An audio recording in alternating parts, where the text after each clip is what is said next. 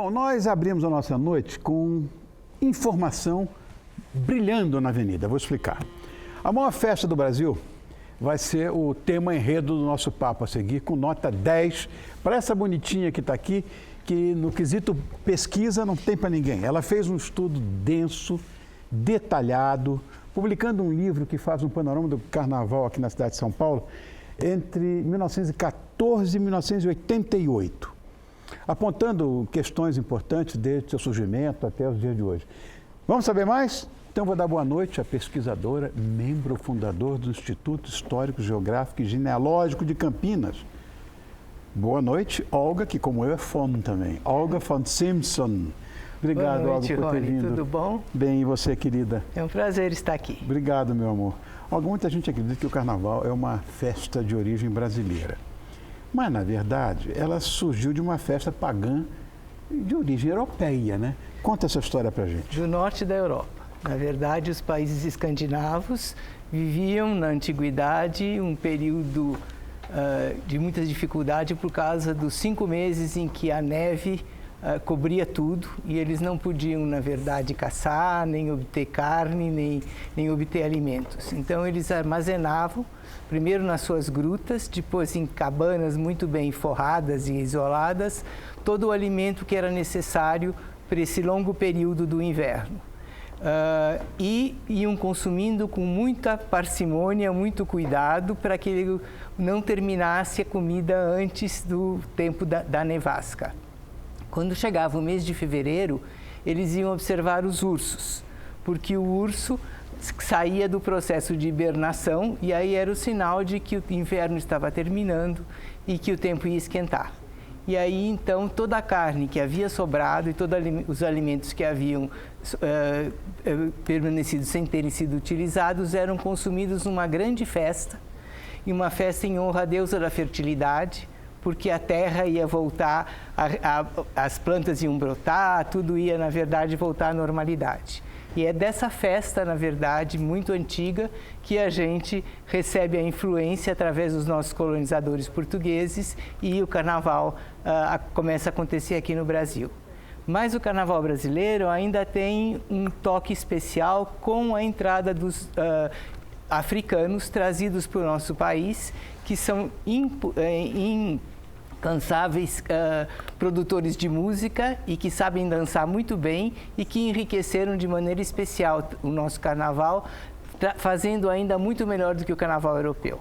Então, melhor do que os escandinavos, do que os suecos, do que, sei lá, do que os noruegueses, até aquele norte da Europa também, na Dinamarca e tal, conseguiram fazer com que a gente importasse o carnaval deles. Claro, com a ajuda dos nossos colonizadores portugueses e dos negros escravos na época.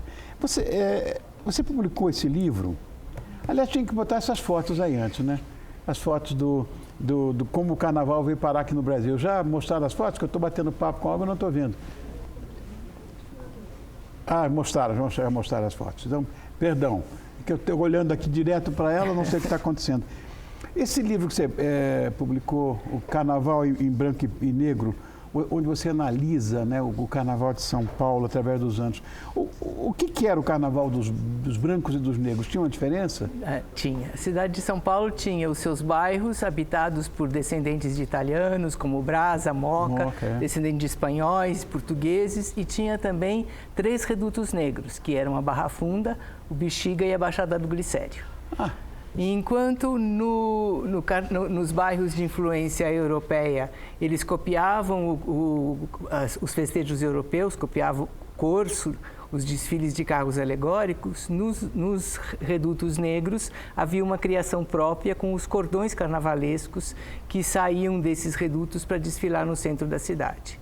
Seu Dionísio Barbosa, que eu cheguei a entrevistar, aos 85 anos, foi o fundador do primeiro, que foi o cordão da camisa verde, né? Porque ele era um exímio marceneiro e foi mandado pela firma na qual ele trabalhava, do Bom Retiro, para ajudar a filial do Rio de Janeiro.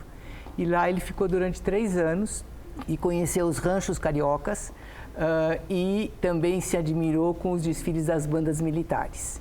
E aí, quando ele volta, depois de 3 anos, ele resolve... Que ano isso? 1914. Ele resolve, na verdade, criar o primeiro cordão carnavalesco em São Paulo. Ele não chamou de rancho, ele chamou de cordão. E na frente do cordão aí um baliza, semelhante às bandas militares, com um bastão de madeira, fazendo acrobacias e, na verdade, abrindo o caminho no meio da multidão para que o grupo pudesse passar. Porque, o tal do abre-alas? Ele era o abre-alas, porque naquela época não havia uma preparação do ambiente para o desfile, principalmente para o desfile negro, que não era valorizado. Então, eles usavam esse subterfúgio para poder abrir o caminho para poder desfilar. E eles iam direto para a parte do colégio, onde ficava a delegacia central, faziam uma apresentação para o delegado, chefe. Se ele saísse na sacada e os cumprimentasse, era sinal que eles não seriam perseguidos pela polícia. Uau! E então eles podiam desfilar sossegados durante os dias de carnaval. E foi assim até 1918, só os homens desfilando. De 14 a 18, quer dizer, a Primeira Guerra Mundial. Só os homens desfilando devido ao medo que eles tinham da perseguição policial. Em 18, eles já se sentiam mais seguros, aí eles introduziram as mulheres, que eram chamadas de amadoras, e iam desfilando no fim do grupo e levavam 2 bastõezinhos de madeira, que eu pensei que fosse para marcar o ritmo do samba, mas ele me disse, não, professora, era para que se a gente não conseguisse defendê-las quando a gente se encontrava com o cordão rival, elas ainda tinham uma pequena arma na mão para poder batalhar a sua segurança. E no Rio, a história é parecida, não? No Rio de Janeiro, que começa antes esse carnaval popular, é resultado, na verdade, da descida dos migrantes baianos, que depois da Guerra do Paraguai, eles tinham ido lutar, defendendo o Brasil. E século XIX ainda. Século XIX. E aí eles, na verdade, recebem o direito de construir, de trazer as suas famílias e construir os seus barracos, as suas casinhas nos morros da cidade. E aí são esses baianos que trazem o costume de festejar. Eles festejavam, na verdade, no dia de Reis. E saíam com seus ranchos nesse dia, mas esse costume de festejar o dia de Reis já tinha desaparecido no Rio de Janeiro, e aí eles transferem para a época do Carnaval, e são ranchos carnavalescos os primeiros que saem com os grupos populares. E essa história desses protestos, denúncia do carnaval, como é que começou? Isso é outro tipo de carnaval, é o carnaval da elite, que existia no século XIX. Existiam grandes sociedades carnavalescas, os democratas, os zuavos, e eles tinham carros alegóricos e carros de crítica. E nos carros de crítica, eles colocavam, então, a crítica social e a crítica política para o governo, para os políticos, para todos os que eles achavam que, durante aquele ano, tinham tido problemas, e usavam, então, o tempo do carnaval para poder fazer essa crítica.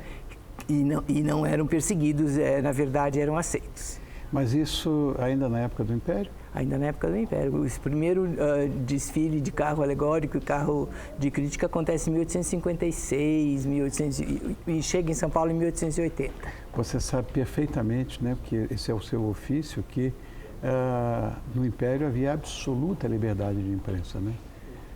O Dom Pedro II foi um homem admirável, eu tenho muito e eles só tinham que registrar o seu estandarte na delegacia, ter o carimbo para ter o direito de desfilar, e aí era completamente livre o que eles iam colocar no desfile. Agora, e essa herança indígena? Também não tem, porque a gente vê, né, os desfiles de carnaval, tem muito índio na parada. Por quê? Na verdade, são influências mais fortes no Nordeste. No Nordeste a gente tem o grupo dos caboclinhos, que saem vestidos de indígenas, eles vêm da zona rural e saem vestidos de indígenas para fazer o seu desfile carnavalesco. E tem uma força forte dentro do carnaval daquela região. Aqui em São Paulo, a gente já não tinha indígenas quando o carnaval começou, porque o processo de expulsão pelo bandeirantismo tinha sido muito forte, e eles não tinham significado na cultura local. É verdade que na Suíça o carnaval é uma festa protestante? Não, na verdade a Suíça tem vários cantões. E a gente tem o cantão protestante e tem o cantão de religião católica, o cantão italiano, o cantão francês. E o carnaval na Suíça acontece nos cantões alemães, nos cantões franceses e alemães católicos, porque, na verdade, ele é a abertura da quaresma, né? Tem uma ligação direta com o tempo da quaresma. Então não tem nada a ver com o protestantismo? Não, o protestantismo... No caso, seriam os luteranos da Suíça, né? Ignoram e tem uma ética muito mais austera nesse processo cultural. E outra coisa que eu não sei se isso é mito ou se é verdade. É verdade que no Japão o carnaval tem uma influência muito forte do Brasil? Sim, porque na verdade, há já alguns anos atrás, uns 20 anos ou mais, famílias brasileiras, descendentes dos japoneses que para cá vieram a partir de 1908, resolvem voltar para o Japão porque... Os decassegues, né? Os decassegues, para trabalhar na indústria local, porque havia alguns trabalhos mais duros e mais sujos que os japoneses mesmo não queriam mais fazer. E muitas dessas famílias já eram famílias que tinham vivido o carnaval aqui ou tinham uma mãe brasileira casada com um japonês.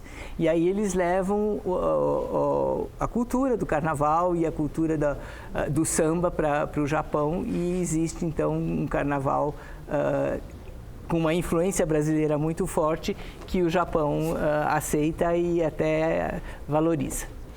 Por acaso veio o livro da Olga, não? Veio, tá aí. Veio o livro? Tá frisado ele? Se não tiver, me dá aqui o livro que eu vou... tá aí, ó, Carnaval em Branco e Negro, aí. Olha, tá vendo? Olha o livro aí. Que eu vou recomendar para você, esse livro. Eu mesmo vou ler. Eu quero agradecer muito a você, querida, por ter vindo. Nada, foi um prazer. Meu. Olha, eu vou dizer, é uma pesquisadora de primeira grandeza, porque não é mole, não, tratar disso, né? E mais, você é da Unicamp, né? Sou da Unicamp. Olha que coisa muito bonitinha, que é uma referência, né? Do ensino acadêmico da gente. A pesquisa eu fiz quando eu fiz o meu doutorado aqui na USP. E aí depois eu fui para a Unicamp. Que mais? Doutorado na USP? Você é insuportável. Não, a minha orientadora, a professora Marisala Pereira de Queiroz, é que começou a estudar o Carnaval Brasileiro. Tá. Ela tem um livro muito importante chamado Carnaval Brasileiro, o Mito e o Vivido. E aí nós combinamos que ela estudaria o carnaval de todo o resto do Brasil e eu ficaria concentrado no carnaval de São Paulo. Ótimo. E aí saiu o meu doutorado sobre o carnaval paulistano. E além disso, membro fundador do Instituto Histórico Geográfico e Neológico de Campinas. Olga von Simpson é autora desse livro, Carnaval Branco e Negro. Obrigado por ter vindo, querida. Foi um prazer.